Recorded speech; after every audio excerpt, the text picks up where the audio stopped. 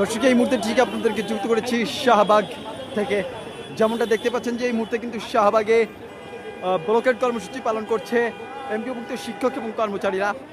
কিছুক্ষণ আগে তারা কেন্দ্রীয় শহীদ মিনার থেকে একটি মিছিল নিয়ে শাহবাগ ব্লকেড কর্মসূচি পালন করার উদ্দেশ্যে শিক্ষক এবং কর্মচারীরা আসতে থাকলে এক প্রকার শাহবাগ থানার সামনে এলে কিন্তু তারা পুলিশি বাধার সম্মুখীন হয় এবং এক প্রকার তারা তাদের পুলিশি বাধা পেরিয়ে অর্থাৎ পুলিশি ব্যারিকেডে ভেঙে তারা শাহবাগ এসে তাদের ব্লকেড কর্মসূচি পালন শুরু করে।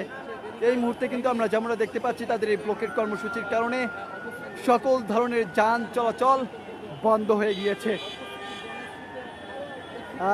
শিক্ষকদের এই যে ব্লকেড কর্মসূচি এটি মূলত